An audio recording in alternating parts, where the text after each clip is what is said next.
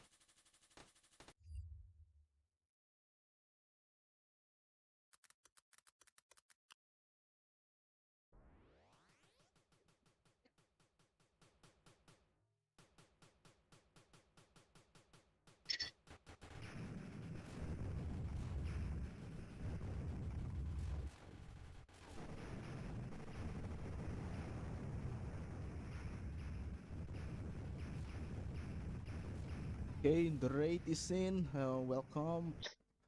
I'm CPS and NMS is with me as commentary. I'm gonna play Raiden DX. The goal is already set on the right side of this layout. I think we can go for the run now.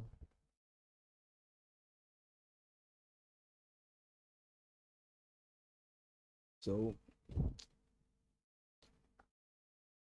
before I'm gonna tune the run, must spell the 1cc mantra first. I think my condition is good today, so 1 coin clear seems possible.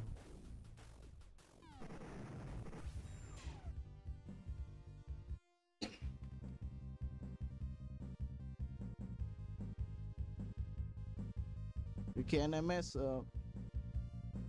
Yeah. You can go for the commentary Okay, now. So this is Raiden DX. So it's a game made by sp0 in 1994.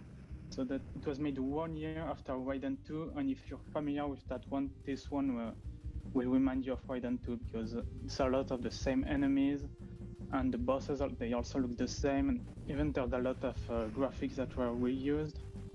So, but there are completely different layouts and stuff. So even if you know Raiden 2 by heart, this won't really help you to beat this game. So like Raiden 2, there are 3 different weapons. CPS is starting with the red weapon, and I think he will use it for pretty much all of the run, because right now it's just a pea shooter and it's kinda useless, but after a while it will have really great coverage and will kill everything on the screen. There's also the blue weapon, which is a laser, and this one is very narrow and not really useful for stages, but it's really good to kill boss. But in this game, you don't really want to use it generally. In Raiden 2, you use it a lot, but in DX, there's not much of use for it. And then there's the purple laser, also called the toothpaste. And this one, I don't think we are going to see it in this one because it's really weak and not very useful. There are also missiles weapons, and right now he's using the nuclear missiles, which are shooting straight. They are really useful at low power because they have a great firepower. But later on, he will probably switch to homing missiles, because at low power, the homing missiles are really weak and they take forever to reach the target. But at full power, they will be really fast and useful. And there's also 2 kinds of bombs. There's the thermonuclear bomb, which are red. They are like in Raiden 1, they take like 1 second to go off, but they are really powerful. And then there's the cluster bomb, which are yellow. They go off almost instantly.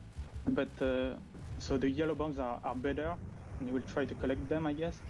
But CPS is trying to reach the special stage, and to reach the special stage, you need to no miss no bomb the whole game, which is really hard to do. So he's not going to use the bombs anyway. So we are already at the first boss. He just point blank it, and it's really easy.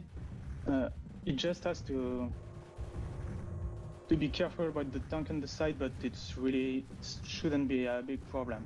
The second one is a bit more tricky because he has to find a way to move on top of it. Because this one starts by lowering its head, but it shouldn't be a problem. Once you find a strat, it's very consistent. And here we go, he just killed it, and it wasn't really a problem. So we are already on the second stage. And I guess he will skip the first item carrier. And the reason he does it is for the stage 6 boss. So yeah, you have to plan ahead a lot. And the reason is that for the stage 6 boss, you will want to get the blue laser. And if you don't skip an item carrier, you will get a bomb just before this boss. And you will have to do it with the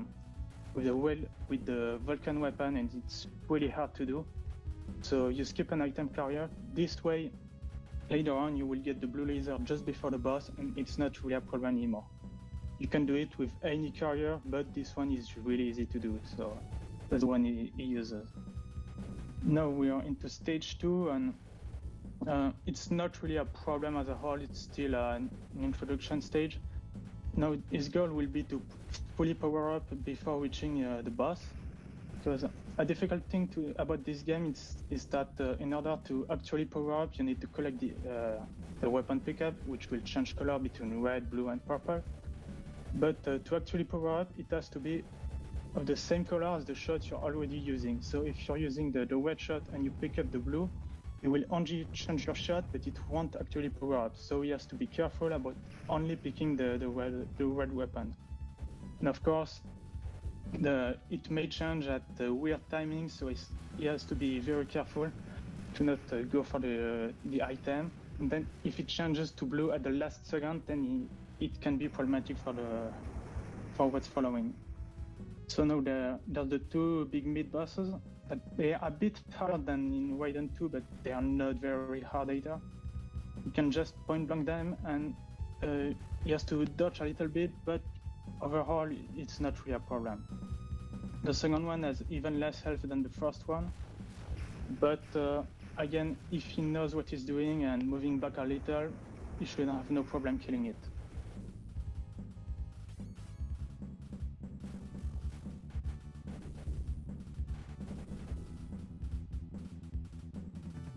Is the webcam still recording? Could you check it?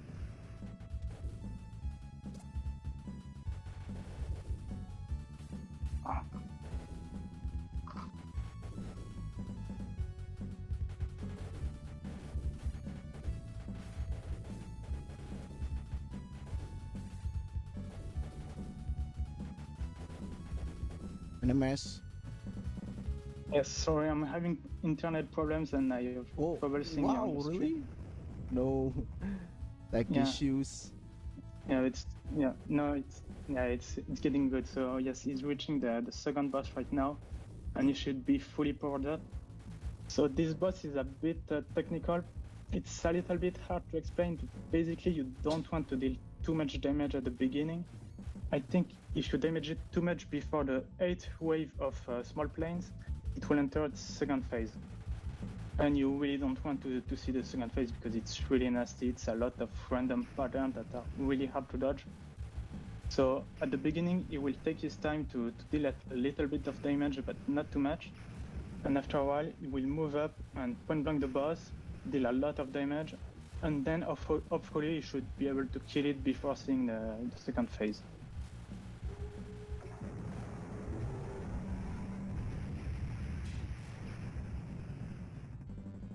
Yeah, thanks Pepe Paco. Is the webcam still recording? Could you check it? Is it freezing? Okay, now we are getting... No. It's the still webcam recording, right? Yeah? Yeah. Okay. So now we're getting into stage 3, and it's where things are getting a bit more nasty. Because at the start, there will be a lot of tanks coming from the left and the right. And because of the horizontal scrolling, you may not see the tanks all the time, and you may not be able to kill them. So you have to be careful, and so he will either be stay on one side, or will move left and right a lot, just to make sure I kill the tank. Because the tanks, they are really nasty in Raiden DX. The biggest danger is that they move at the bottom of the screen when you're not looking, and you may forget them. And then you go back to one side, and the tank will be at the bottom corner of the stream, and it will just snipe you. So you have to be careful and kill them as they appear.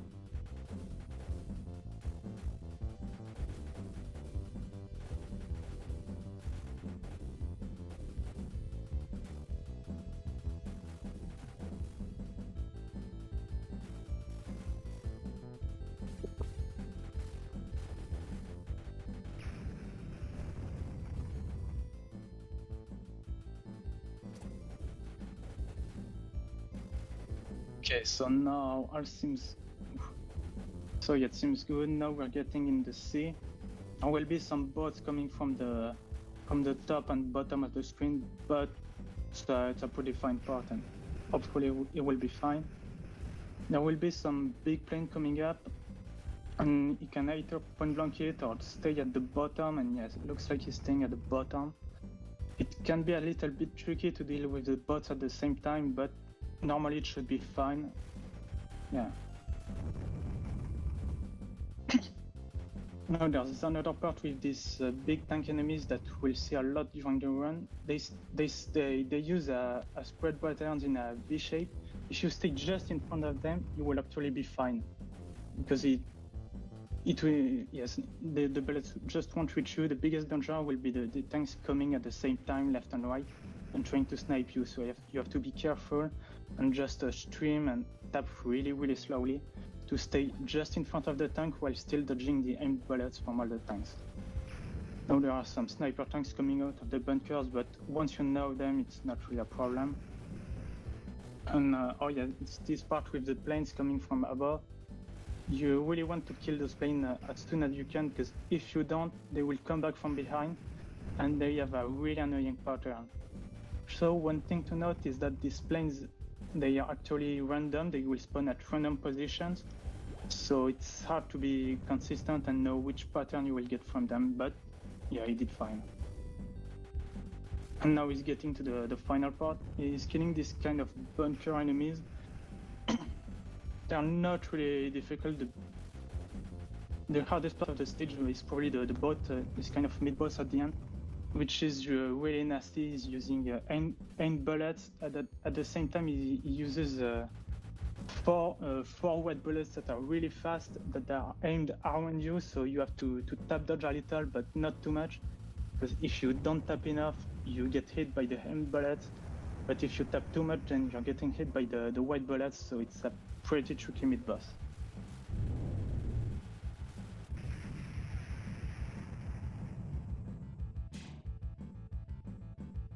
Oh yeah, I'm getting a bit late, but okay, so this boss, yeah, it's most of the time it's pretty fine. It's just like most Resident Evil X boss.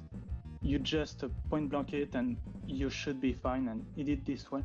Sometimes he's firing really early and it can kill you, but this time it was fine, so everything is well, and it's a pretty good pace.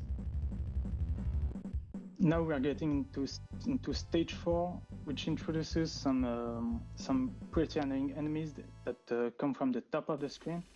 After a while, they will decide to dive at the bottom of the screen really fast, and when they are about to exit the screen, they will fire aimed bullets at you. So you want to kill them as soon as you can. At the beginning, it's pretty easy because there's nothing else, so you just get familiar with them. But after a while, there will be a lot of flying enemies and tanks at the same time, and it can be really difficult to kill them. So you have to be really careful during this stage. Especially at the end, there will be a rush of dozens of similar enemies, and it's really random, and it will be hard, and it can be a real win killer if you don't want to bomb. And CPS of course won't want to bomb because he wants to get to the special stage. So yeah, I hope he will be able to do it.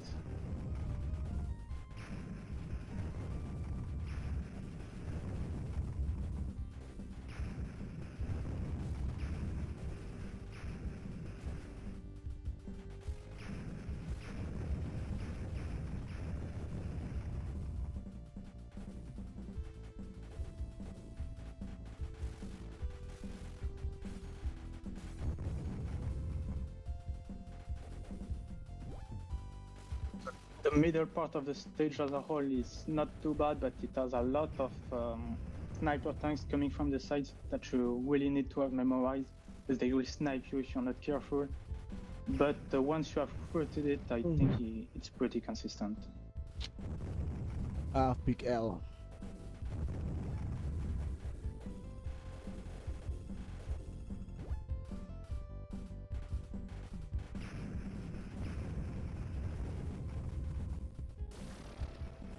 Okay, there's still one change for recovery.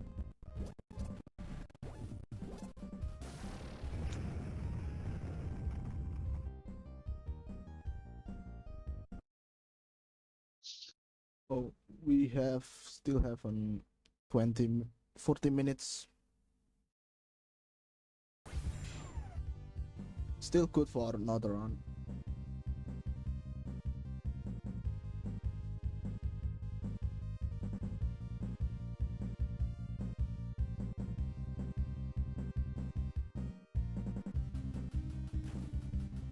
Yeah, I think I was sweeping too late.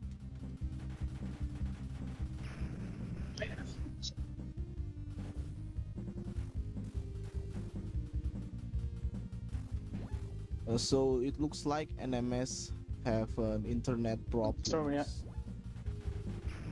yeah, it's a bit slow now. It seems to be getting better, but hopefully it will be fine for the rest of the stream. Yeah. Okay. So no miss, no bomb attempt failed. So I'm gonna just do a regular run. So yeah, you're going to bomb the bad parts. Yeah, it's gonna bomb all the way. Yeah. Ikeda bros, I'm sorry to disappoint you guys. It's really hard to no miss the bomb the game. There's just Yeah. too many parts that are really inconsistent. So Yeah, if you wanna see me do the stage 9 attempt, then just watch my stream. I stream the game sometimes with the stage 9 attempts too. But right now I'm just doing the regular clear with no stage 9. Gonna bomb crucial parts.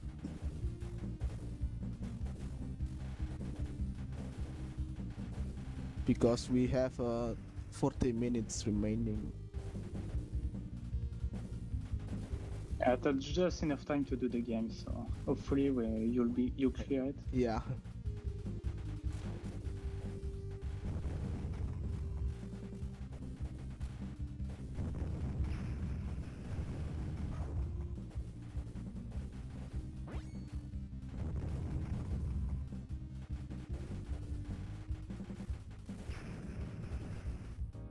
So for those who's wondering, the reason he uncovers this fairy is because when you die, it will drop some items to help you. So Raiden DX is not really useful, but you still want them just in case. And at least one good thing about Raiden DX is that when you die, it will drop a P item, which will basically bring you back to full power. So in Raiden 2, if you die, you don't get this P item, and you can be really fucked. But in DX, at least you get a second chance to beat the game.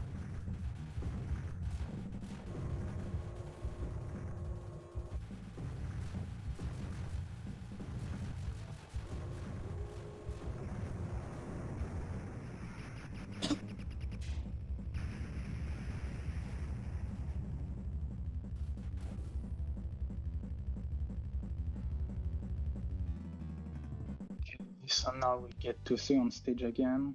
Yeah, it's idle tap time.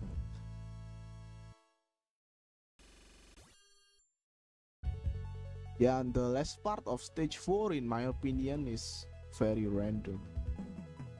Yeah, I think their spawn position, I think it's random. Yeah, even if I get consistent, the random jets flying really fast and sometimes Yeah, they will flash shot from behind.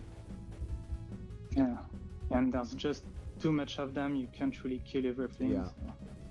Yeah, and that last part of stage 4 was all about luck. Yeah.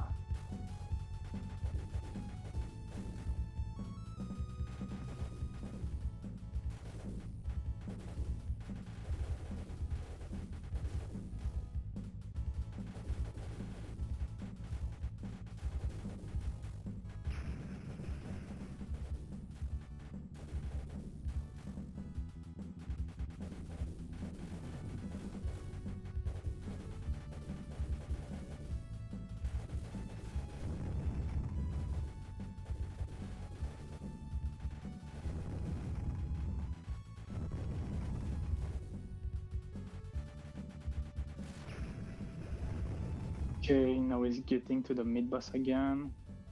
If you know what you're doing, it's not too scary, but it can really surprise you at first.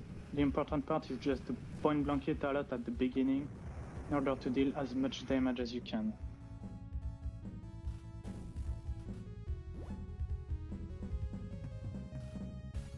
And yes, first one is done.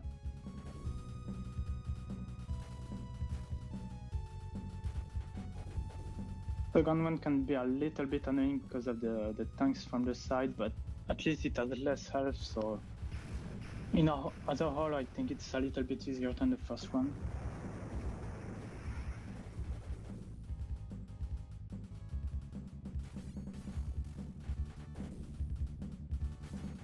Go.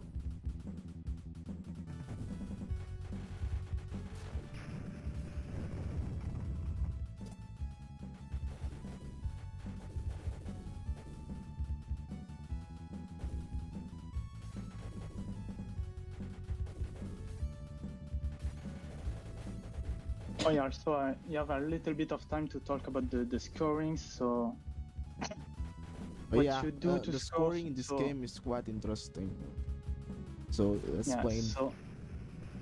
So yeah, in this game you collect medals to increase your score. They will bring some value in itself. I think that the medals they start at 500 points, but as time goes by they will become gray and lose their value. But what happens is that after a while, I think after 5 or 6 seconds or something, they will shine very briefly for, I think it's 13 frames, so less than 1/4 of a second.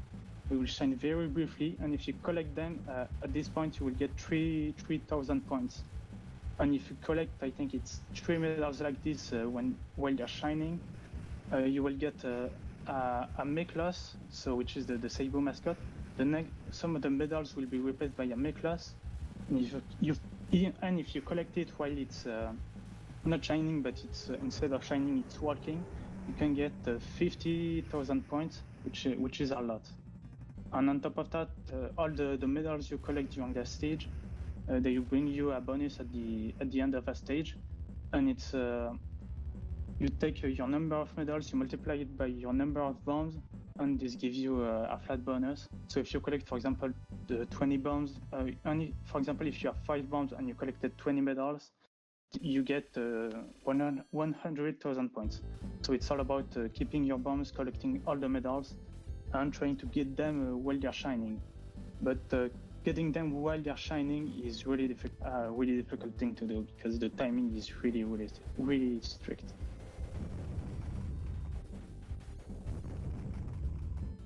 Yeah, think of Psycho medalings, but it's 3 times more strict.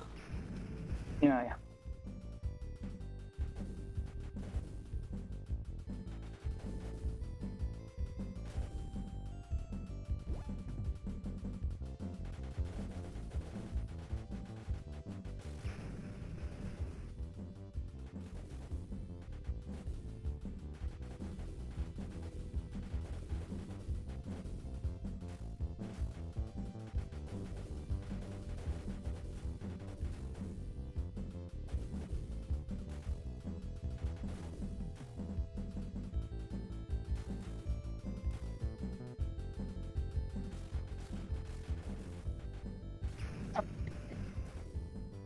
Yeah, it's 3 times more strict because it will only blip one at a time.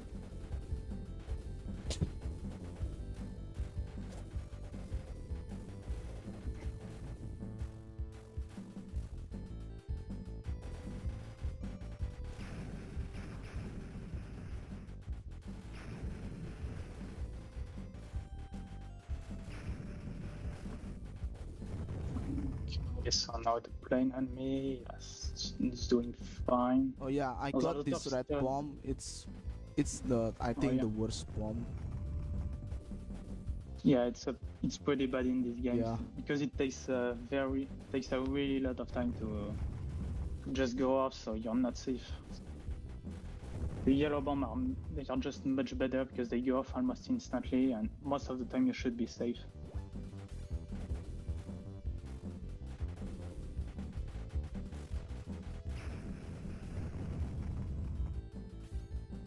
Okay, now he's getting to the end of the stage. Careful about the tanks, yes.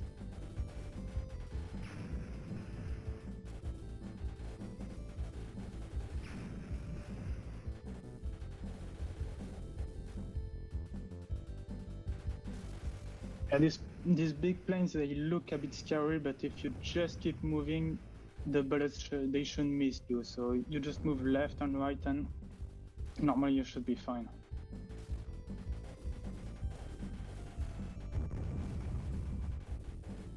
Again, this part they shouldn't be too hard. The bunkers they don't even shoot at you. You just have to take care of the cannons. But Oh no, if you I again messed up. if It's you just okay, and move there is left still and- change for recovery. Yeah, that boss is really can be really annoying. It's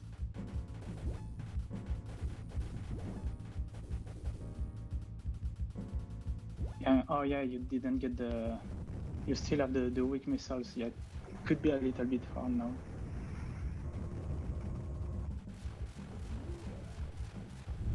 Okay, so yeah, it's point blocking the hatch. You have to destroy it as soon as possible because you want to destroy the boss very quickly. His patterns are really bad. But yeah, I did fine. Oh, he collected the laser. And this think was it's a an mistake. accident. Yeah. Not like this, bros. I think the first carrier will spawn power-ups. Please. Yeah, but since you died, the item order will be a little bit different, so I don't know. Yeah, it's either bombs or power-ups. It's 50-50.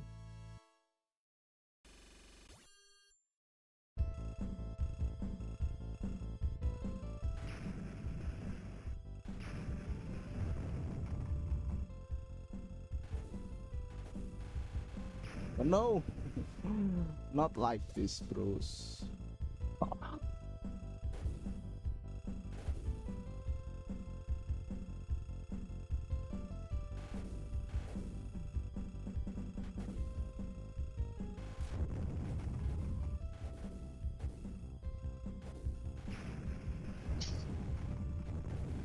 So these enemies at the start of the stage, they are interesting because if you shoot them a couple of times, it will reveal a second phase and it will shoot these nasty patterns. So actually with the laser, it seems fine because you can deal a lot of damage. But with the red shot, you may want to point blank them in order to kill them very quickly. And it's pretty hard with the planes coming from above, but actually with the laser, it did pretty fine.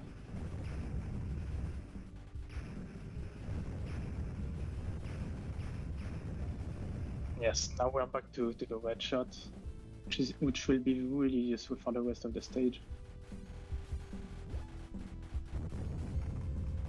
Okay. So yeah, these tanks, they use a spread pattern that is aimed at you, but if you just keep moving, they shouldn't be able to catch you, at least on the first loop. It's a bit dangerous because of all the tanks on the sides, and if you're not careful, you may be cornered. But if you just keep moving, dodging all the M bullets, as a whole, it should be a fine part.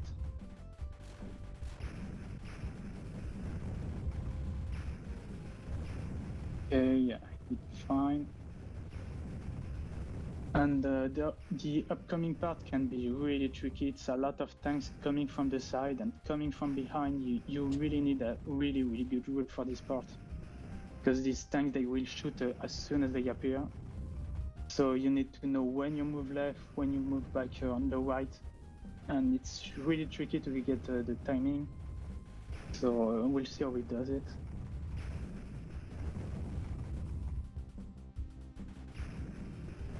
And it's fine. Okay, that was good. So yeah, just next will be a very tricky part with all the planes coming from above, and it's really difficult and random. It's a bit unfair. Hopefully you will be able to do it. You can see there's just too much of them to kill them. But this seems to be doing fine, yes. Okay. And now we're getting to the boss.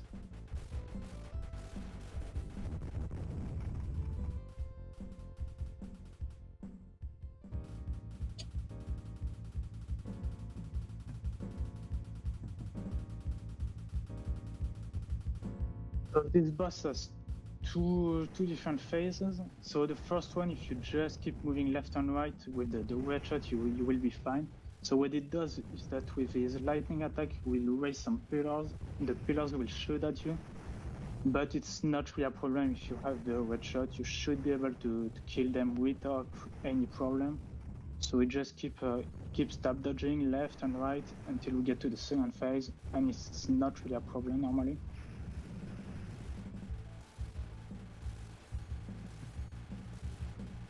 Now he has to destroy it as soon as he can, so he can attack the real boss, the second phase of the boss. So it should be yes. No. That's a double KO. Oh. Oh yeah, sometimes it happens. So yeah, they shot at the same time. The timing is really tricky in this game. Some bosses against which you can double KO, like this boss, the third boss, sometimes he will snipe you. But you don't really have a choice. You really want to point blank them because they have some nasty patterns, so you have to take risks, and sometimes, well, it doesn't work. So that's why non-stop bombing this game is really difficult. There are many parts that are really inconsistent, and you may want to use a bomb, but if you want to get to the special stage, you're not allowed, so it's really difficult.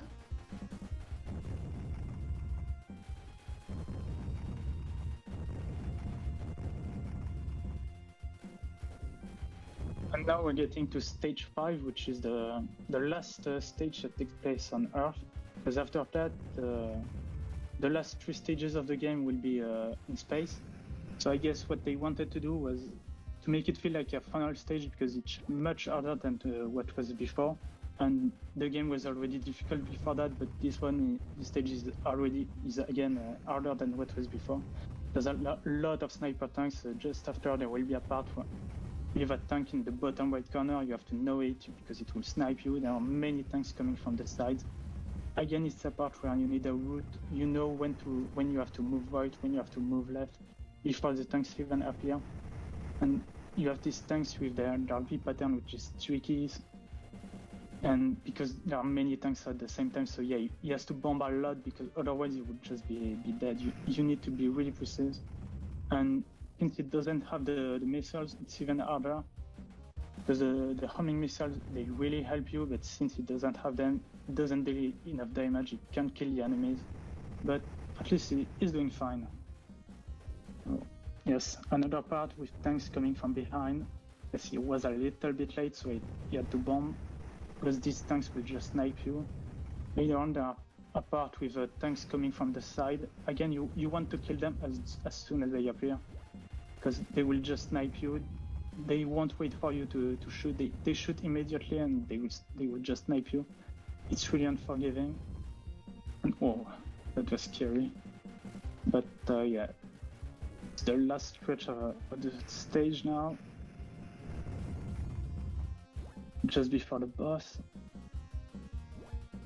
No bombs. Yeah, no bomb for the stage will be. It will be really hard to beat the boss. So we'll see. So yes, he wants to point blank these big enemies. Oh no. Oh no. Not like this, bros. Big L. Okay, maybe we could play in the novice course.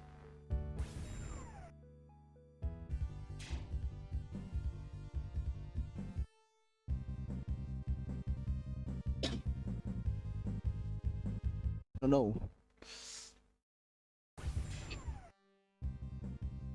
This is a remix of Raiden 2 stages.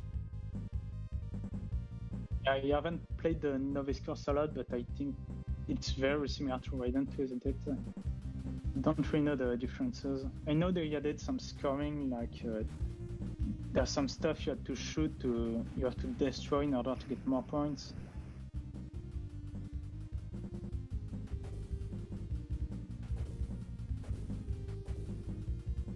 So the first two stages, again, like in the expert course, they're still pretty easy, and I think they're even easier. Once you know what to do, it's really not too difficult.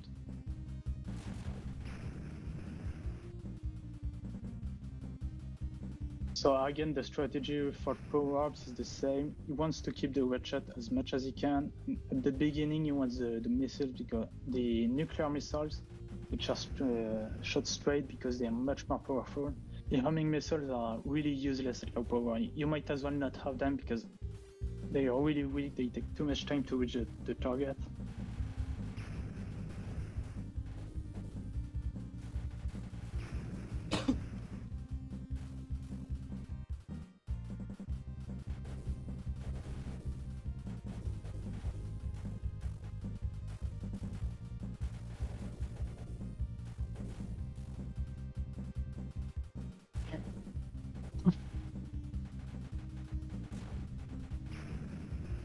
Yeah, it's sad that we cannot see the space stages. Yeah. We got cooked too early. Yeah, the game is very difficult. It's really hard to be consistent at the games.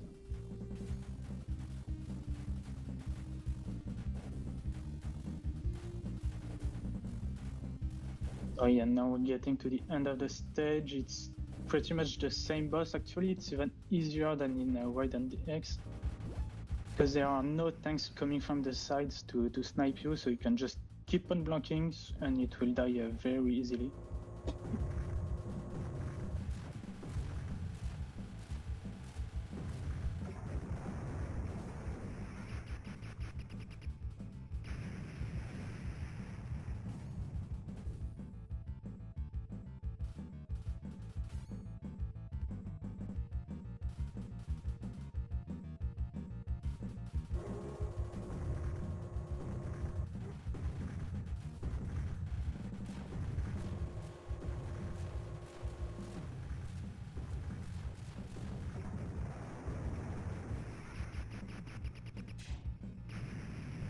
Okay.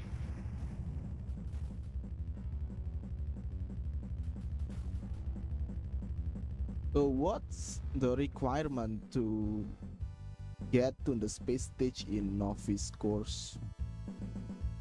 Do you know? Do you know that? No, I haven't really played it.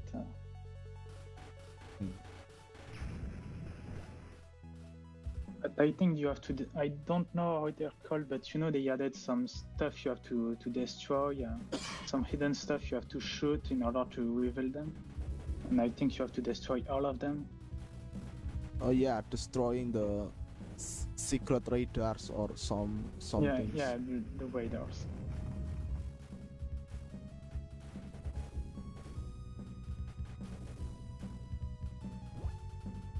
And I think that if you get to the space stage, you get loop to difficulty, I think.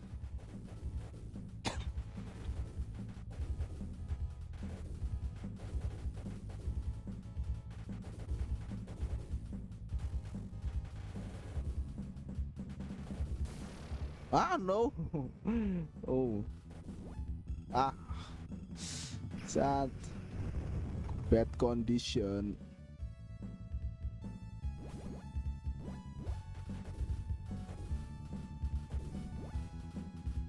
It's really hard to recover in this game because you see that all the items are together, and sometimes you can get some bad arrangements. They're not the same colors. It can be hard to power back up, but he did fine. And yeah, he's not fully powered up. He should have a better firepower, but I think he should be able to go forward. These enemies, they're easier than in Wide and DX. I mean, than the expert course, they have less health.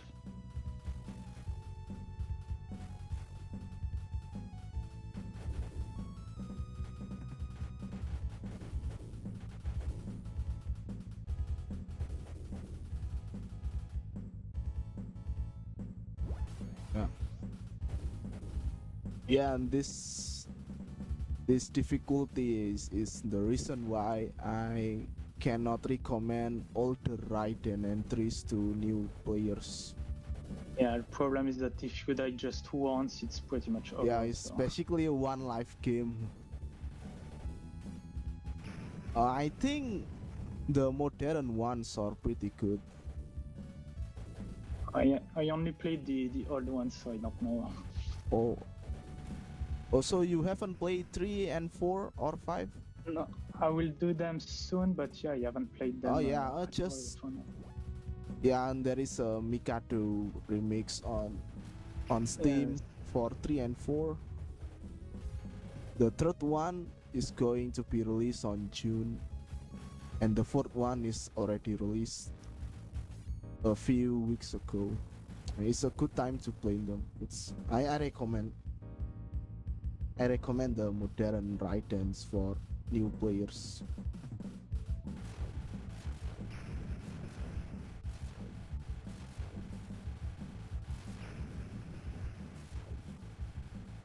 Okay, so now it's the second boss. He does it pretty much the same way as in DX.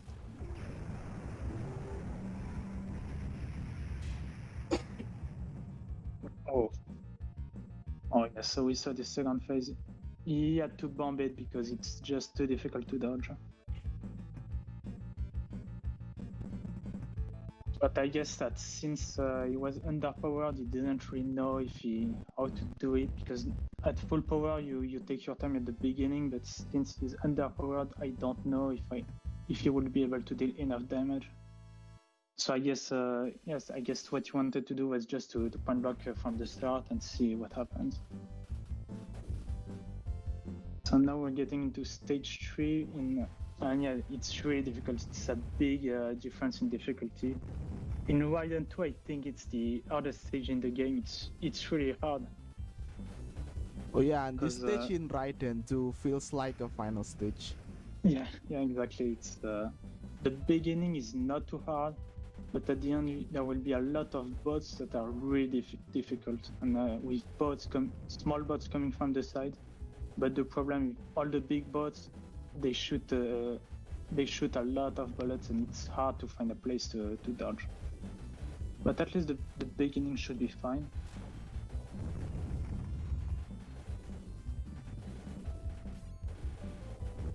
Okay.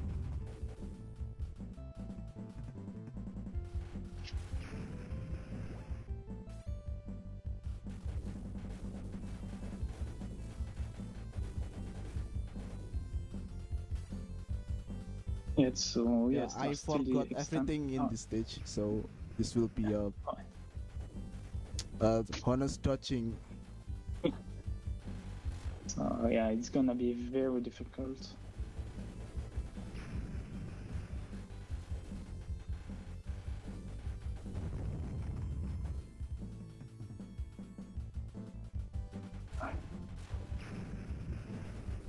Oh.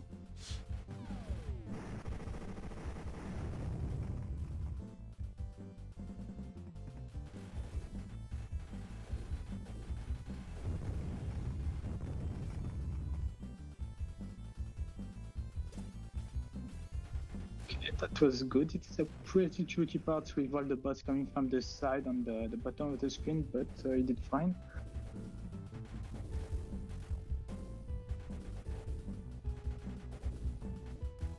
Now, yeah, we'll soon get to the big bots, and they are really, really difficult. So he will probably have to bomb if he gets cornered, because it's a really nasty part. There are many big bots.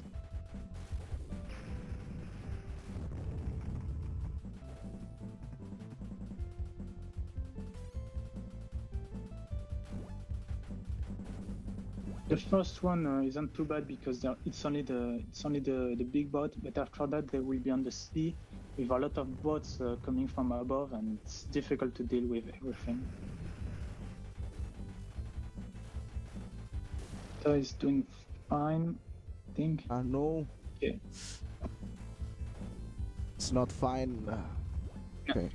Yeah. It's really difficult. It's really an annoying part.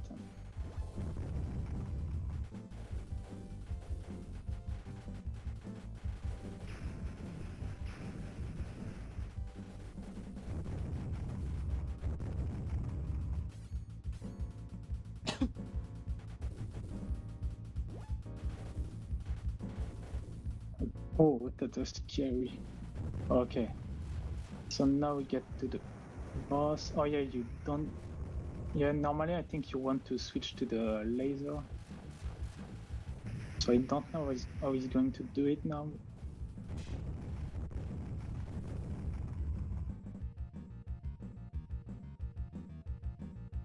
Okay, that works.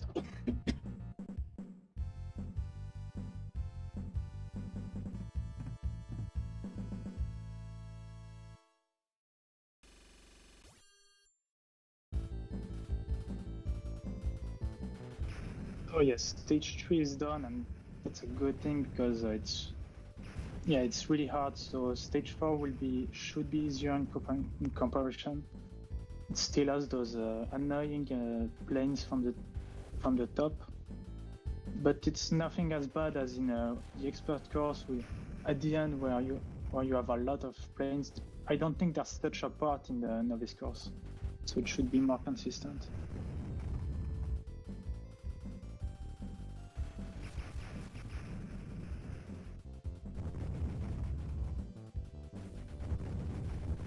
So yeah, he wants to point blank the plane. Otherwise, it can be annoying with all the tanks hiding from down the trees.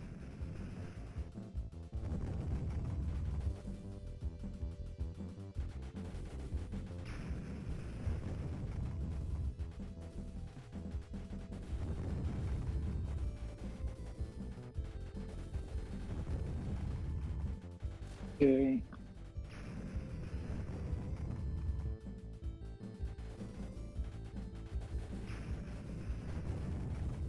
Now we're getting to a part with a lot of tanks, but many of them they shoot destructible bullets, so they can't harm you as long as you keep shooting with the Vulcan shot. So it's not it looks scary, but it should be a fine part. You have to be careful about these tanks firing white bullets, but otherwise it's fine.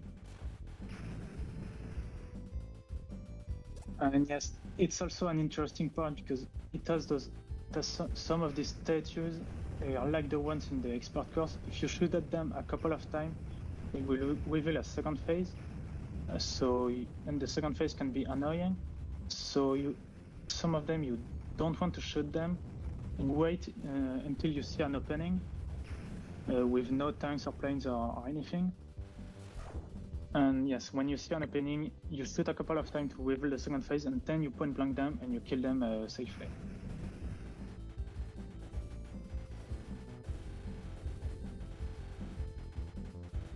Oh. He couldn't point blank the second one, so he has to dodge a little.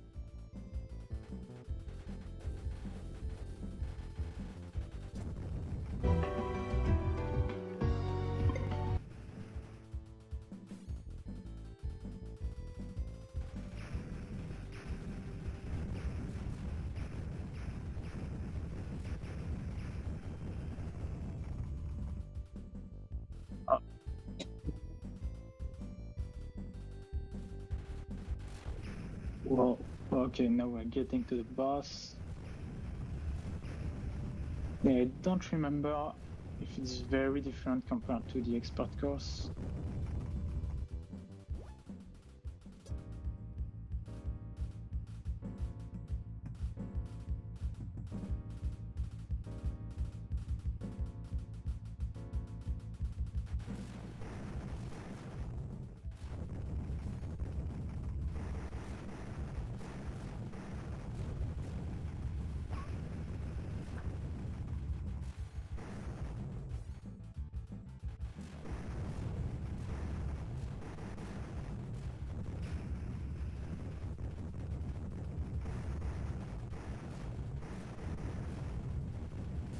Oh, I got snipe at point blank range.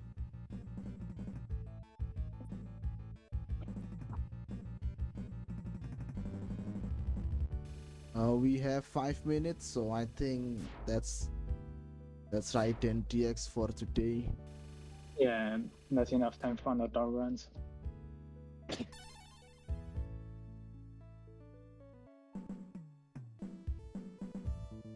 It's been a fun one.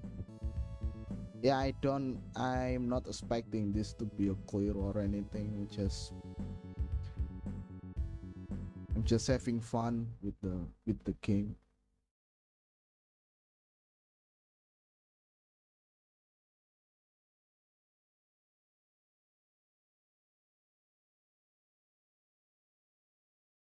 So, Gus, I think you could rate someone. You could rate another streamer.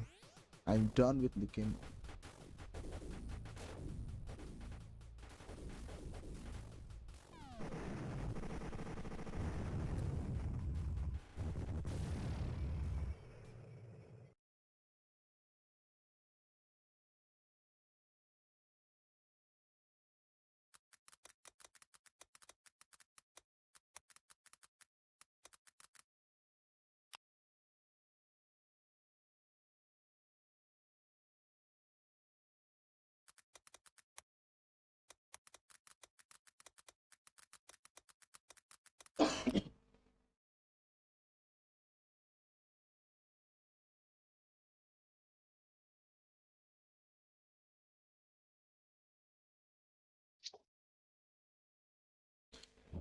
Oh,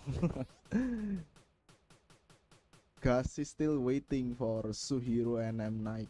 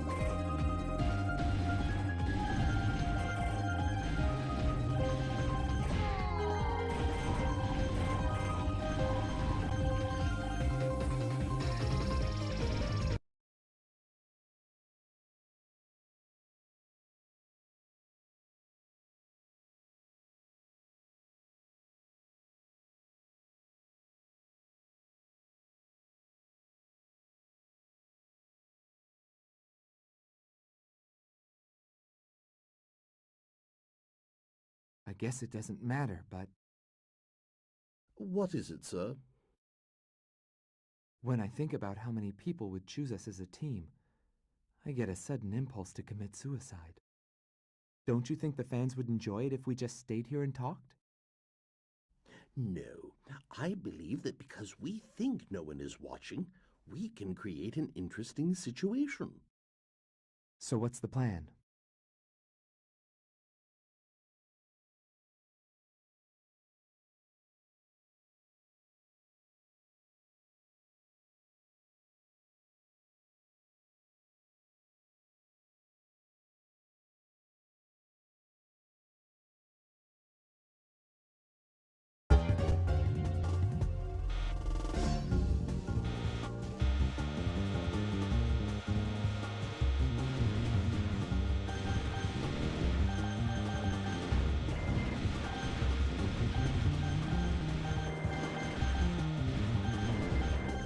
Survival is deprivation and humiliation.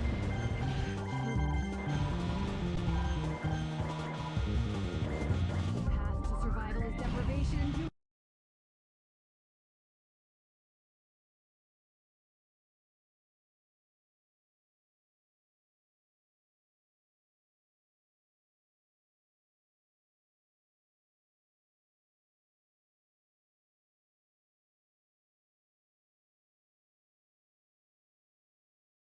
Stardate 201-20603.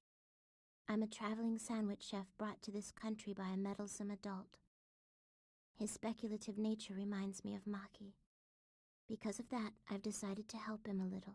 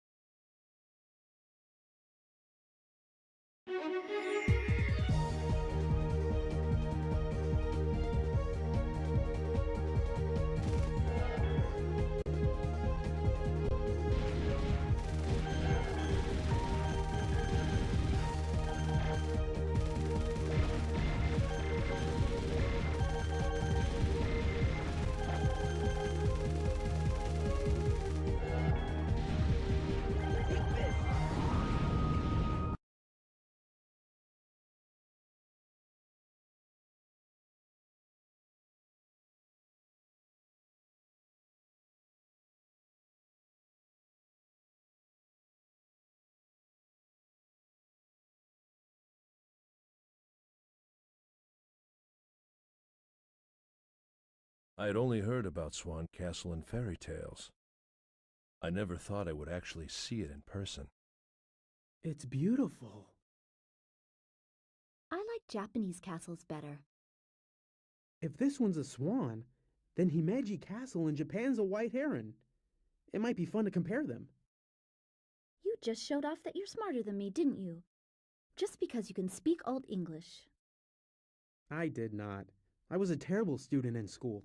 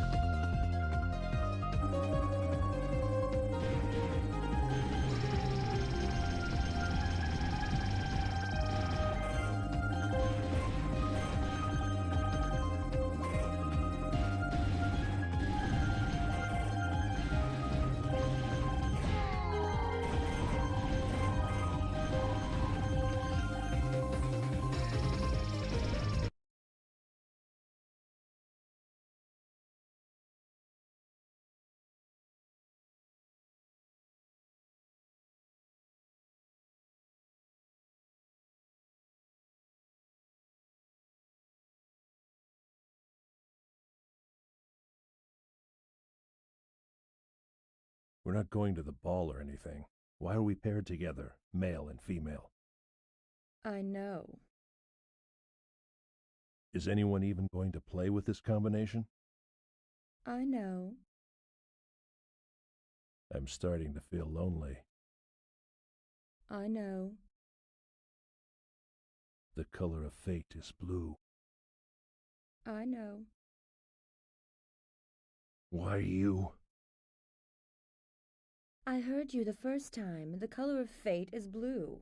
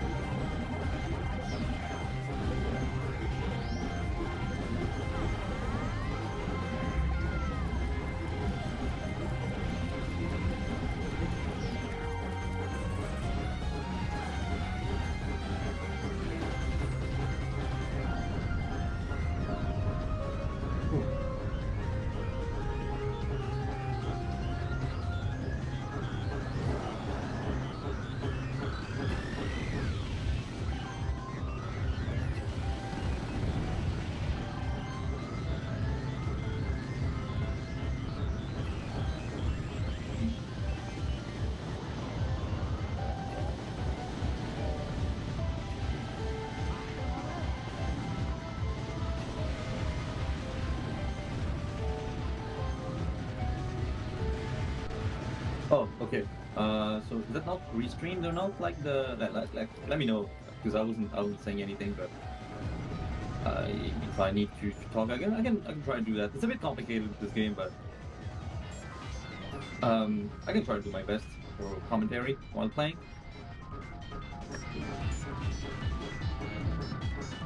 Oh, okay, nice. All right, so hopefully the viewers also be able to listen to my ramblings. So yeah, Castle Origami 3. Right now I'm fighting like the mid boss too, but so it's a little bit chill hopefully. But yeah, so in this game you have like a shot and also a tension shot, like this red shot that I have when I'm grazing things. The whole series is a lot about grazing and taking risks. So you got your shot, you got the tension shot, which is a stronger version. You got the Shikigami. So the spinning lens here that I have is my Shikigami. It's actually like the main scoring tool in the entire series. Like you get, if you get kills with the Shikigami, you get more points. You get more coins. I lost a life, but it's fine. We'll see. It's actually something that I want, but we'll talk about that a bit later, I guess. Just gotta be careful about the boss HP. Okay. So basically in this game, what I want to do is kill things with the Shikigami and get as many points as possible with the highest multiplier. Multiplier can go up to 8, depending on how close you are to an enemy. It works for the coins you get, but also the kills. Another mechanic here is the bombs. Like you can waste the bomb, not waste, expend it and use a high tension max instead. All right, and what this high tension max does, it's something that's completely new because this game is like the third in the series, and Shikigami 1 and 2 did only had like regular bombs and I guess your Shikigami and tension shot stuff, but no high tension max. High tension max is some sort of hyper, I guess. So what happens is, oh shit. For a moment, for like a little moment, you can see the gauge on the top, on top left. I get additional coins and I get additional like, coins on enemies and times 8 multiplier all the time. So what I want to do is actually like sacrifice my life, because in Shikigami games, when you lose a life, you gain a bomb. When you gain an extend, you also gain a bomb. So dying is not like I guess in a that game or like these old open games like, oh, you have a fucking million bombs and you lose a bomb. No. Life bomb and bomb, life count and bomb count are like independent. So what I want to do is actually sacrifice my lives early on, change them in, like get more bombs that way, because I lost lives and I get more bombs, and use them as high tension maxes. And I use these high tension maxes to kill. While the high tension max is active, I will kill as many enemies as possible with my Shikigami.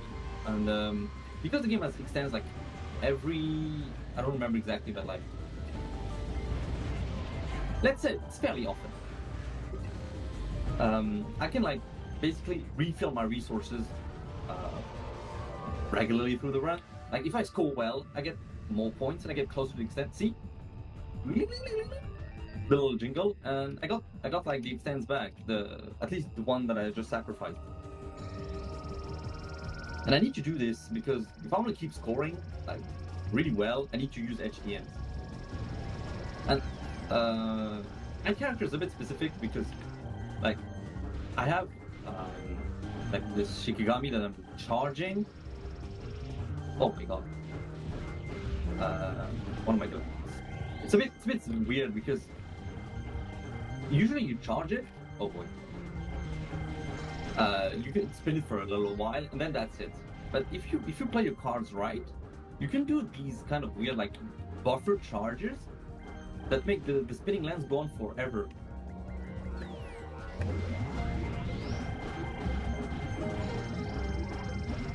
But to do that, like I basically have some sort of metronome. Like when I play, this is why for me it's hard to commentate while playing with this specific character. That when I'm playing and I'm charging, I basically go like going like 1, 2, 3, 4, 5, and then like release the button and then hold it again, and then on and on and on.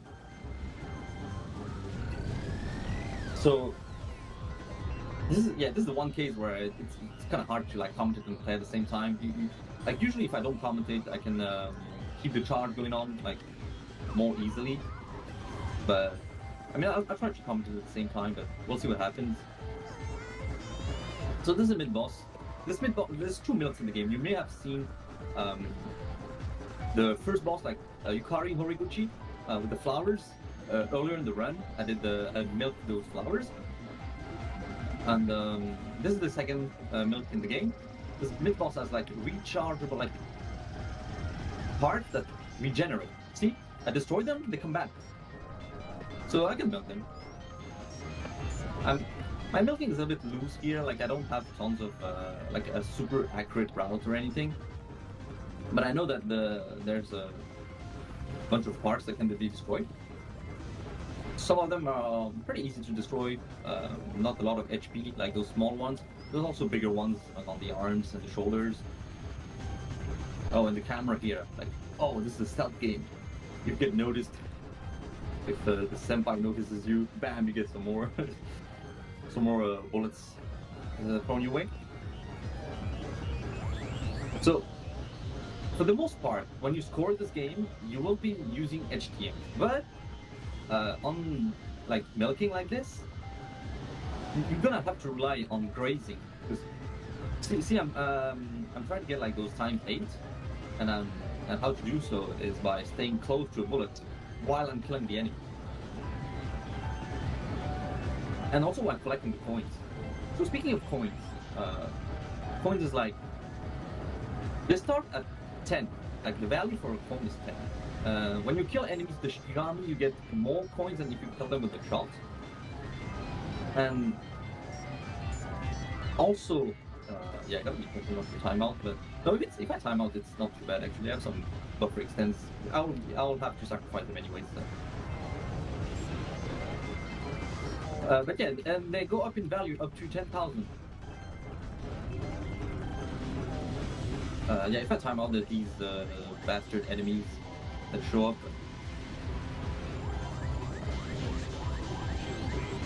Alright. Okay, so yeah, they go up to 10,000. They only reset if you lose a life. And yeah, Midput is right. In this stage, there's also like walls. You have to shoot the lanterns or damage them with the Shikigami. It's fine as well. Either way, it's fine. To reveal the lantern, the walls. So periodically, you have to keep damaging it, those things. Alright, so yeah, so you want to SD, like, at the very beginning of the game, at the end of bosses, I guess, but in bulk. Because you don't want to reset the point value too much.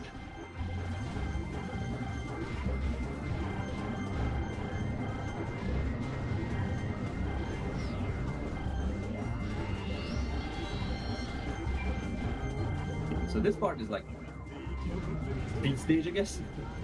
So kind of like the greatest speed stage in a way. Said that, but I have very little experience in greatest speed stages. Oh shit! See here the lens spinning. Like I kind of lost it. Like I had to charge again. Oh yeah, one thing also that is very useful with high tension maxes is that you get like just like regular iframes in general. You get some iframes at the beginning. So you can use those high tension maxes like to get out of a tricky situation, like to bypass a wall.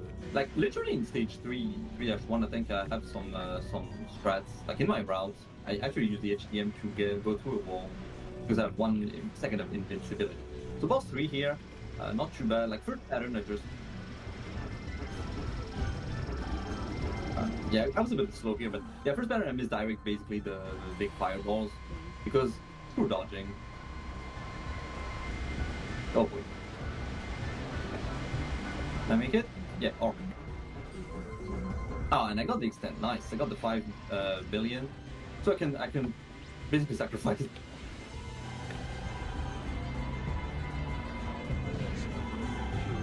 Only times 5, yeah, not that huge. Not a huge multiplier, but yeah. So if you score a lot, you can get a lot of points. If you play for survival, I think Suhiro is probably going for like so speedrun and survival. So not a lot of heavy scoring, but I mean, I'm like taking a few glances at his on his side, and damn, the revenge bullets and stuff is like pretty insane. I gotta be careful on my hand here, because this is the problem with Shigami. I mean, the problem, danger, the risk. Also, I guess the excitement is that in previous Shigami games, you didn't have to like sacrifice your lives. Like there was very little reason to do it. In Shigami 3, it's something like, it's basically the core of the system. I'm not sure my HTM timing is correct. Like I wasted so much time here, but it's okay. It's okay. So because you can't hoard lives, like max lives is 3, max life count. I mean, and max bond is 5. There'll be situations where we're like, oh, what am I doing? This is what happens when I'm losing control over the stage. Yeah, alright. But hopefully it'll be fine. I can get some lives back on this mid-boss. This mid-boss is pretty simple for me. Not free, so sometimes weird things happen, but usually it's fine for me. But yeah, there'll be situations like I'll be scoring like decently well, but probably not taking the most risks I could, because the most insane ones you will SD like even more. Like for example, right after this mid boss, you got like probably what is one of the hardest stage segments in the whole game. And I will not SD at the beginning of that segment, but if you want to go like for super high scores, you will do that. And I did that in my like PB run, but I guess for marathon semi-safety, I'm gonna like just SD against the mid boss here, but not sacrifice the lives I get right after it. Because I said that you sacrifice a lot of lives and it's dangerous, and that is true. But on the upside, if you score well at the end of a boss or a mid boss, you get some points back. See, I'll be able to get like my next extent soon, so it won't be too bad. I might go a little bit more silent that segment, like 4-2, because it's a bit insane, and you really don't want to lose the spin charge if you buffer it incorrectly and stuff.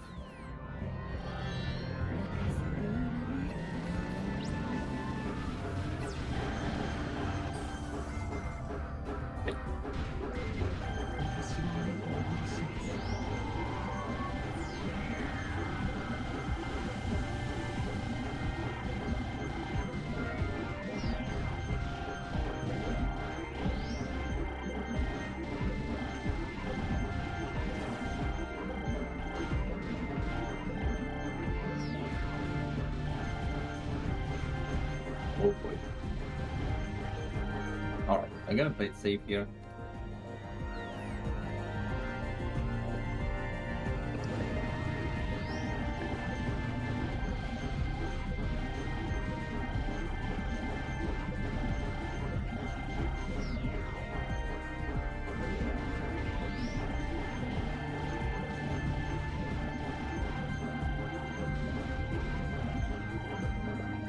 No, what the fuck?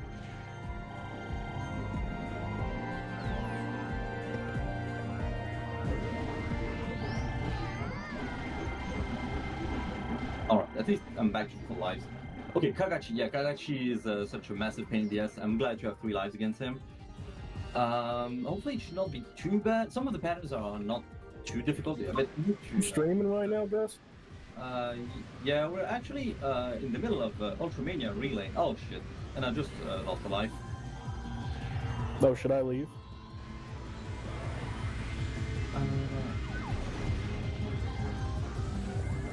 Oh, it's alright. Alright, so if you've played some like Shigami 2, you might be familiar with this kind of pattern when you have to move around. Oh shit! Oh damn! Oh, this is bad. This is bad. Oh, my last life now. Oh boy. You know what?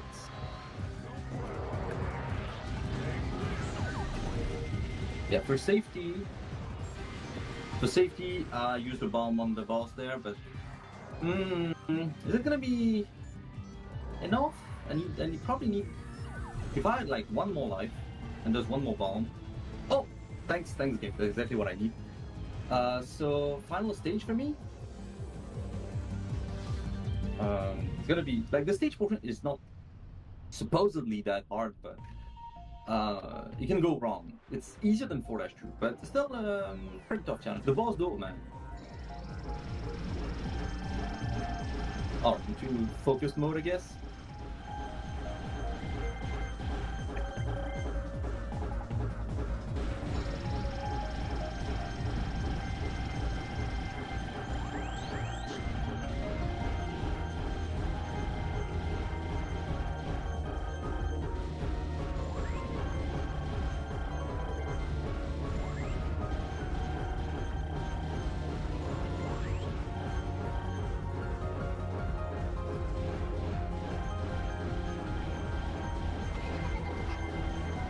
Alright. Okay, so I did not use HTM there because for I guess safety, like to ensure a clear, I will use those bombs as actual bombs instead on the boss. Because some of the patterns are like phase 1 here, I mean, pattern 1, damn. Super hard. Pattern 2 is actually fairly simple. Pattern 3 is, oh my god.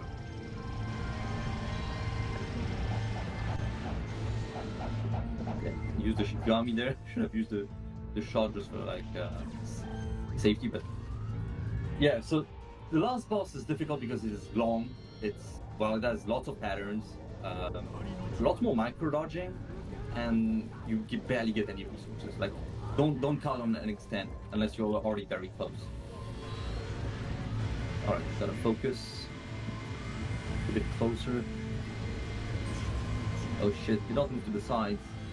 Yeah, did not destroy the side side arms. No relationship to the capital game. But like in that previous phase, when the laser cage shows up, that's when you can damage those arms and kill them. And if you kill them, I mean it gives you more points, but also it lets you like it gives you more room for that pattern burst right after it. You can also destroy the arms there on the sides, but I'm just gonna speed kill the boss here. Boy.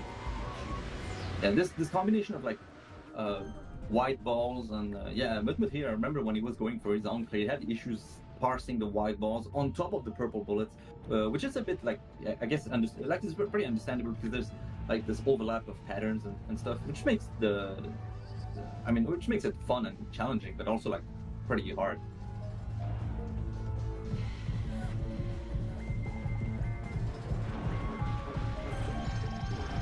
Right. Okay, so the final boss, because that was just like the first part, like 5-1, I guess. I went to 5-2, and 5-2 is, oh my god, that's like a million things. And the thing is, usually when you beat a boss, you get some points at the end, like a massive like end stage bonus and stuff, which lets you get more like recover lives and stuff. But that's not the case here. You're on your own. Oh man.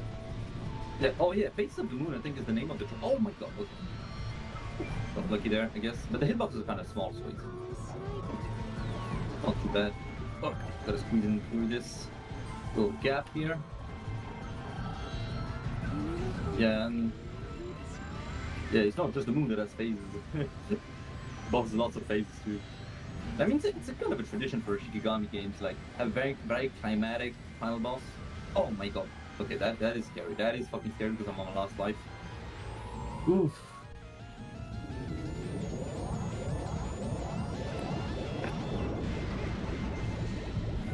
Oh boy. Oh my god. Yeah, I won't get any more lives now. Like, this is the final. But I have 2 bombs. I know one is planned there. Because there'll be 4 disc spawners, and I need to destroy at least one of them as soon as possible. The top ones. I don't know if I just want to destroy it. I'll use the shot. Oh boy, gotta be careful of the invisible walls on the side of the screen.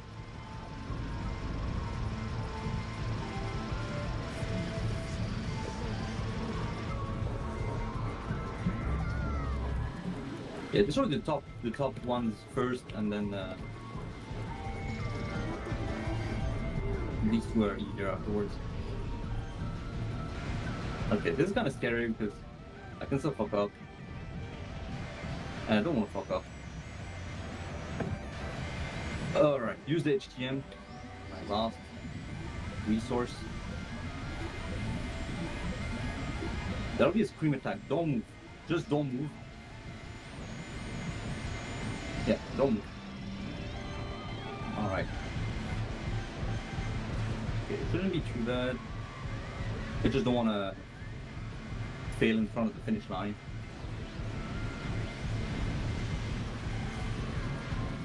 Yeah, alright. Ooh.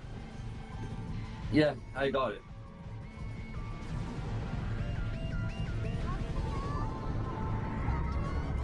Yeah, so that was the game.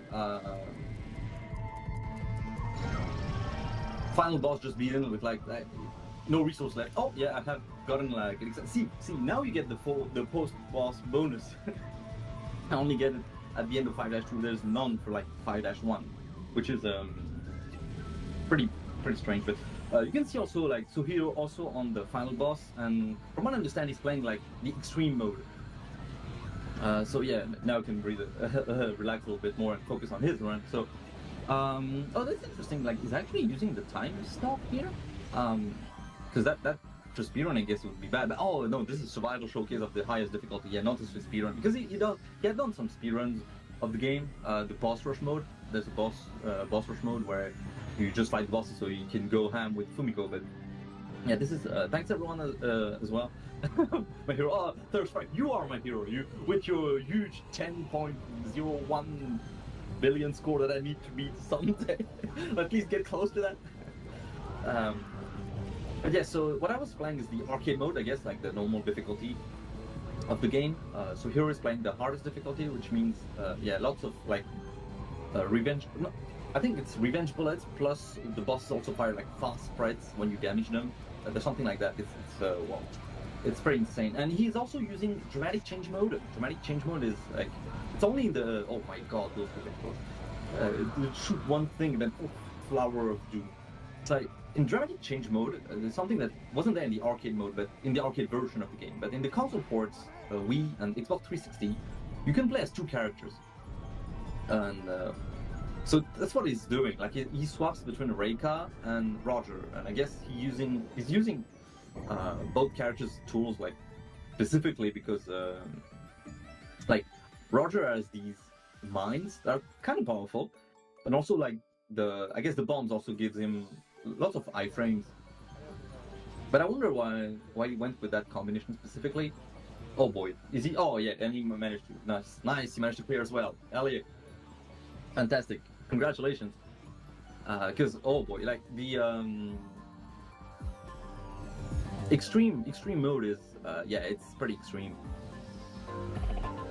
Like it makes you wonder like if every character can actually clear. There's several levels of extreme 1, extreme 2, extreme 3.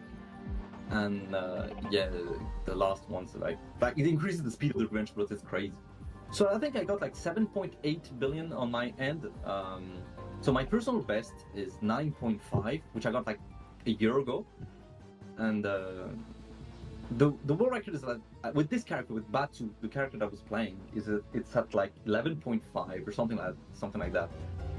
And I guess community record, like I guess on the forums and as Third Strike, like Shigami veteran, very good player. He also played Shien Ryu yesterday, I think. He has like a 10 billion score, and that is like with that same character, that's very respectable, a very good score. And maybe one day I'll get on that level. Meanwhile, yeah, congratulations to Suhiro for his clear. You can see, yeah, so Suhiro is playing on the Xbox 360 version, while I was playing on the Wii version. The Wii version was also ported to North America, so I'm playing the US version with English voices and stuff. There's no Japanese voices in that version, sadly, but the translation is pretty good. English voice acting is pretty fine. Is this the spot? No. Try a little lower. Yeah, I guess maybe I can like I'm not sure what we can do in the meanwhile. There's still some time, but there's maybe showcase a little bit like the characters, how the mechanics work, because like we didn't have like lots of time at the beginning to really explain like how things work and how you can like score really in the game and like so maybe I can do that, but maybe first maybe Suhiro has a few words, like maybe not on chat, like but I mean on the chat and not in the voice commentary. But oh, Suhiro PB, oh very nice. So 2.8 billion. Yeah, so the ranges of scores in this game like kind of flexible. See, because if you're playing just for survival and you're not gonna go like all the way with the SDs and stuff, you can get like a clear with like around 3 billion points, like 2 billion points, even a bit more if you want. But you can do a speed run. Yeah, I'm not. I haven't practiced speed running or anything. Yeah, because I guess like what, it's like 20 minutes left. But maybe I can like showcase some other characters and stuff. But it's fine. Don't worry, Suhiro. I mean that's how it is, like organizing stuff, and I mean it's got to be pretty late now in your time zone. So thanks for showing up. 07. I'm a traveling. Yeah, so maybe just a little just showcasing, I guess, the like how the mechanics are like work precisely. But yeah, boss attack mode is this thing here. This is the mode you can speedrun. Wait a minute, no, I'll go just practice mode, I guess.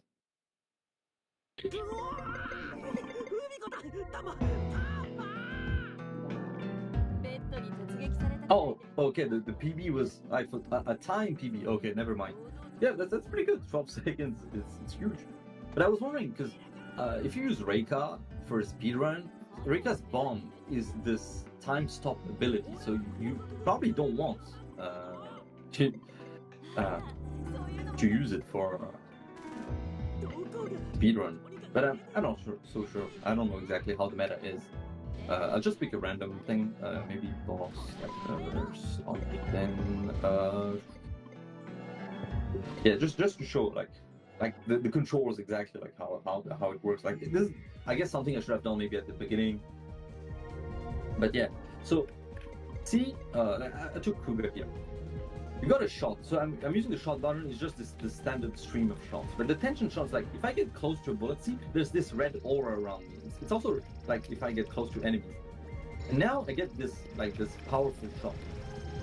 And if I use the Shikigami button, like I get Shikigami. For this character, it's like this ghost that aims auto attacks enemies for you. And if I kill enemies, like I get multiplier. And you can see, like if I get close to a bullet, it's like, oh, it's times 8. Like you get those red numbers. So that's basically the scoring and how it worked in previous Shikigami games. Like there was no high tension match, so you mostly did that. And it's all like already like pretty interesting in its own way, because there's lots of risks. Yeah, you're grazing constantly. And yeah, I guess a bomb.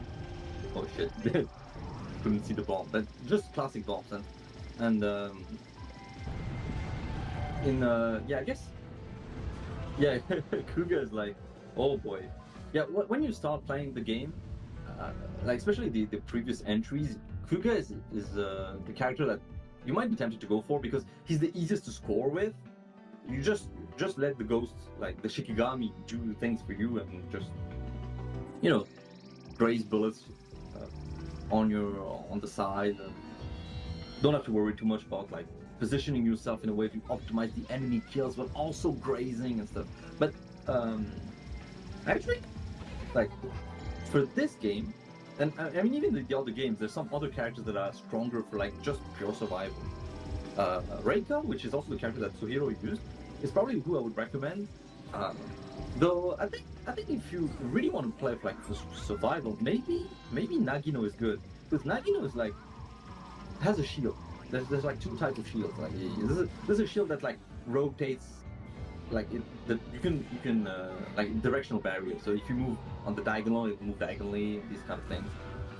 If you have the other shield. It's just a forward shield, but it's probably easier to use. I'm gonna just showcase like 4-2, for example.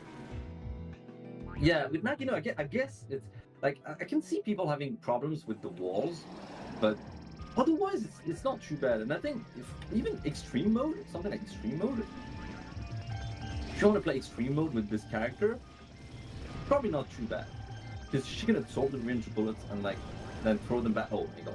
Yeah, but still gotta be careful. See, because some enemies here are like spawning a little bit from the sides and stuff, so it's not completely free. You gotta be careful when you like move up and down. There's some gaps when like you stop shooting. I mean, you stop like reflecting bullets, and you have to wait a little bit before the shield gets ready again. But it's not as long as something like Gigawing, because oh my god, yeah, these kind of patterns here, like, ooh. Yeah, let's use HDM. Get more score, we can get extend. I mean, this is practice mode, so you will get the first extends faster. Not because it's practice mode, but because practice mode starts you at 0 points, and the first extend is like 200 million points, I think, and then after that it's every 400 million. And this is the case like in the full run as well. It's not a practice mode exclusive thing. Yeah, okay.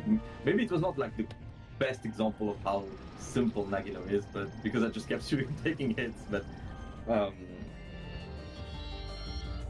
yeah, but the thing is that if you want to play then for scoring, it's still gonna be difficult with her, because you're gonna have to take risks by like sacrificing lives to get those HTMs, and there's something like on top of that you gotta kill enemies to get more enemy waves with the Shikigami and stuff. Like there's still lots of risks involved, and it's also like not this Shikigami you'll be using. You'll mostly be using the other one, the directional one.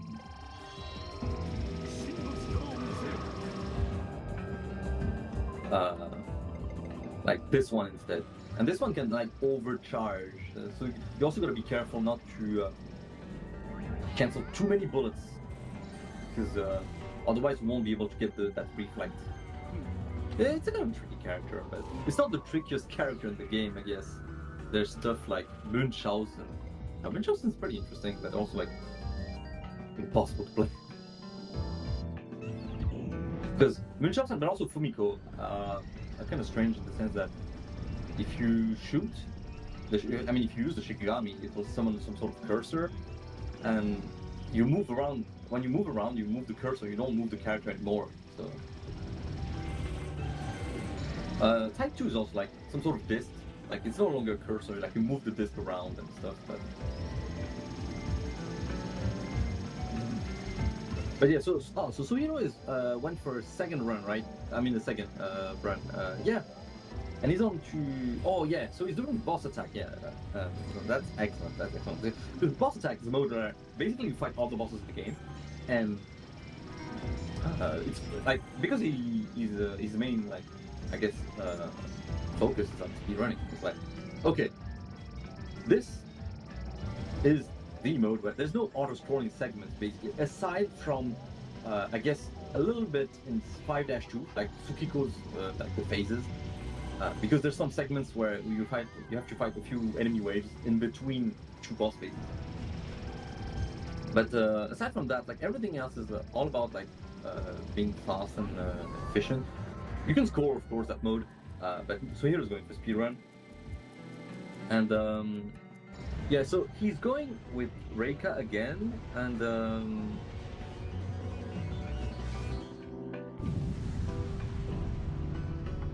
because this is extreme mode, you probably can't use Fumiko as well, because I might showcase a little bit like how Fumiko can like destroy a boss, because this is something that he does. Fumiko Type 1, because Type 2 is like a Ray Storm lock on, but oh, he does the time stop, but yeah, but during the time stop you can also like I use it on what boss can I use it? Just to showcase. Oh, this boss. So yeah. When he's playing normal mode and he's doing the speedrunning strats, he's gonna be using Fumiko and doing basically this, like trying to optimize the mines. I mean the oh shit. Yeah, I'm not super good at it, but basically you get the idea. But that involves getting like super close to the boss. And as you saw, like there's these revenge bullets, and oh boy, man, not being able to move when talking to gun is I just can never get used to that. Like, I don't know how people play with this character. It's man, shoutouts to all the Fumiko players, man. But you can see like the power is just so strong. But if you get too close to a boss in extreme mode, you get like revenge bullets in your face, like just you get destroyed. As for slowdown, no, I don't think there's any. Like the arcade version probably has a little bit of slowdown at times in the stages, but it's very minor. And the ports don't have, like from what I remember from my experience, never had any slowdown on like the Wii version. And Xbox 360 version should be like that too. So speedrunning is like really like just damaging the bosses and stuff.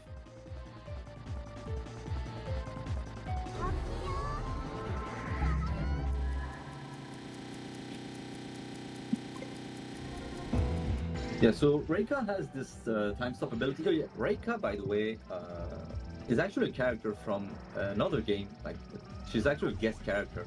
She's from Time Gal, an old Taito Laserdisc game. So basically think like Dragon's Lair, but different setting. You have like this time police thing, and Reika just goes on like plenty of misadventures and stuff.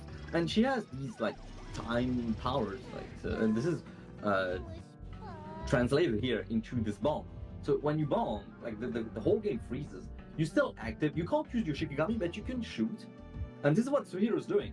Like, he's shooting while the boss can't do anything, and that allows him to point blank. I'm not sure you can get tension shot though. Oh man, like he's like, yeah. Some of these mid bosses, like this mid boss, shouldn't be too difficult except from the second phase. Second phase, like when he goes into a figure 8 shape. But oh my god, man, insane! Like just this for one part, then bam. But I mean, getting this far is pretty good actually. Oh wow, I never saw like how it is, like the end of boss attack mode run screen. Gives you the score. Pretty good. That's pretty good.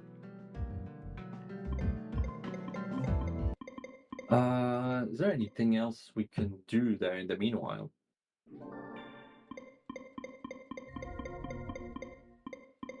So, wait, Time Gal started as a hentai anime?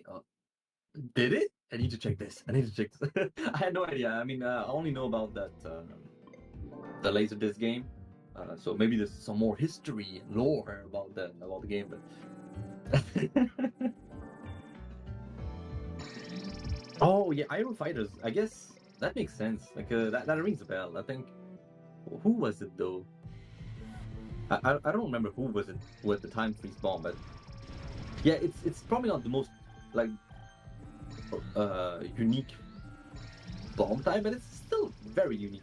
And every character has their own bomb. Like I take like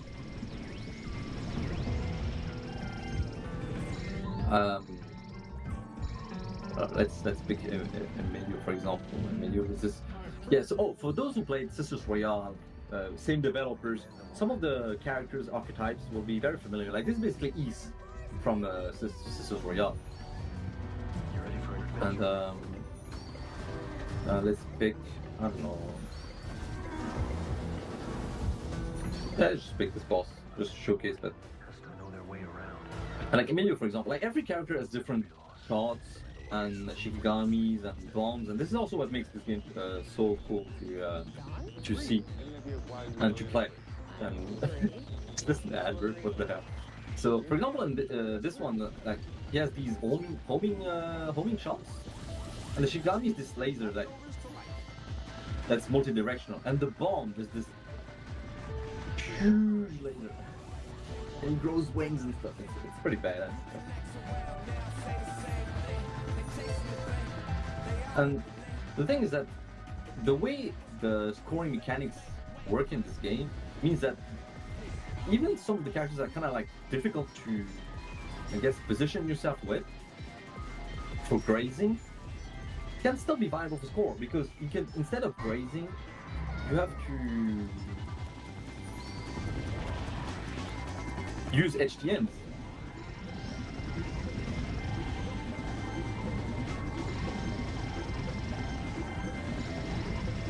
And that makes some of the, like, the scoring potential of all the characters is relatively balanced, I guess. Like, I can only see, I guess, Munchausen and Fumiko being, like, noticeably lower than the others. Most of the others are, like, not too bad, I guess. There's some characters like 10, in the 10, no, 11 billion range, others in 10 billion. And Fumiko and Munchausen are probably the only two in the, like, 9. But I'm not even sure about Fumiko. But anyways, so what here is showing you right now is like the final boss on that hard difficult. As you can see, the pattern here is like it's like basically the same pattern as what I fought in normal mode, but the boss also has some like these fast spreads.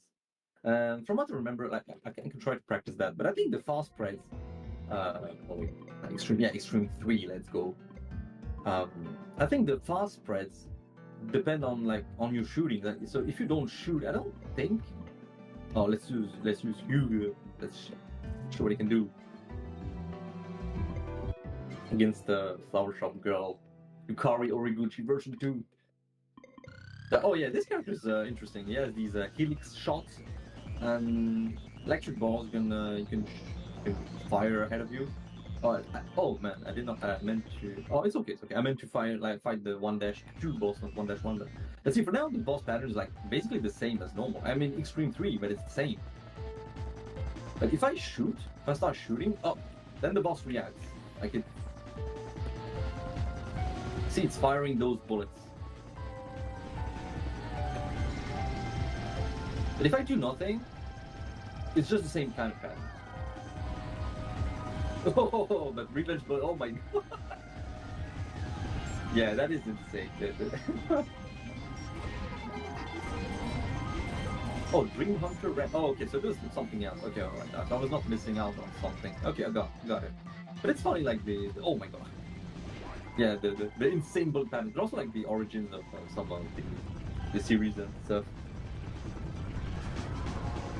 Yeah, well, Suhiro, I guess you deserve to take like a rest and go to sleep. That was a very cool showcase.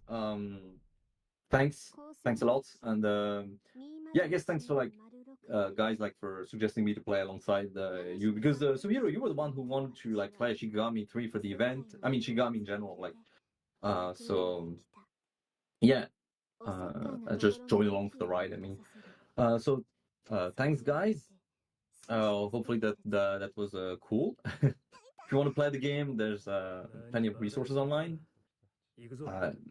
This one is not on Steam, but unlike Shigami 1 and Shigami 2, but maybe one day, maybe someday in the future, who knows. Anyways, I guess that's it for me. Is that it? Yeah, 12. Oh man, 12 seconds. Yeah, so that's very cool. Like a PB on an event, live run. Let's go, man. Congrats, Suhiro.